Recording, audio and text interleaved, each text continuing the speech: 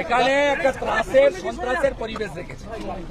আমাকে হাইকোর্ট বলেছে রাজনৈতিক কথা বলতে না, বলবো না। আমি দেখতে এসেছি, দেখেছি। ভেবেছিল অন্য লোক হলে ঘুরে পালিয়ে যেত, ঘুরে পালানোর সিন নেই। সবার সঙ্গে মিট করেছি, আহতদের বাড়িতে গেছি, জোর করে অনেক দোকান বন্ধ করেছে। এখানকার মানুষকে বলে যাব ইনসাফ বিচার আপনারা পাবেন, এবং এই জন্যই পশ্চিমবাংলার লোক রাষ্ট্রপতি শাসন চাইছে। আমিও বলি রাষ্ট্রপতি শাসনে নির্বাচন না হলে এই এলাকার মানুষকে লোকসভা নির্বাচনেও ভোট দিতে দেওয়া হয়নি, আগামী বিধানসভাতেও ভোট দিতে দেওয়া হবে না।